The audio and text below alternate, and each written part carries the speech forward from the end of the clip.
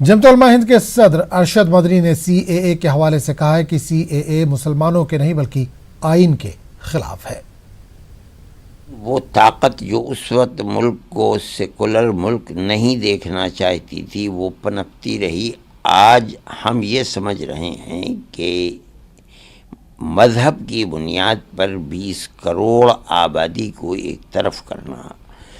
اور اس کے علاوہ سب کو ایک طرف کر دینا، اس کا مطلب یہ ہے کہ وہ جو سیکولر دستور تھا اس کو ختم کر کے ایک دستور دوسرا لے کر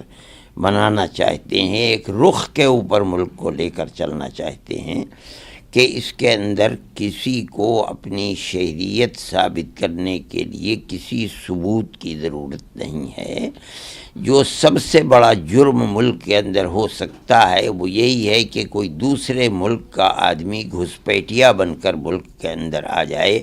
ہو سکتا ہے وہ وہاں سے قتل و غارت گری کر کے آیا ہو سکتا ہے کہ وہ وہاں سے کوئی ظلم کر کے آیا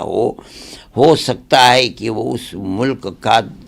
جاسوس بن کر کے آیا ہو، بڑے سے بڑا جرم کر کے آیا ہو، اسے کسی ثبوت کی ضرورت نہیں ہے۔ تنہا ان بسنے والوں میں اگر ثبوت کی ضرورت ہے تو وہ صرف مسلمان کو ہے۔ یہ دستوری اعتبار سے چیز غلط ہے، یہ سیکولر دستور نہیں ہے۔ ملک کی دستور کی جو دفعات ہیں وہ اس کے خلاف ہیں۔ یہ مسئلہ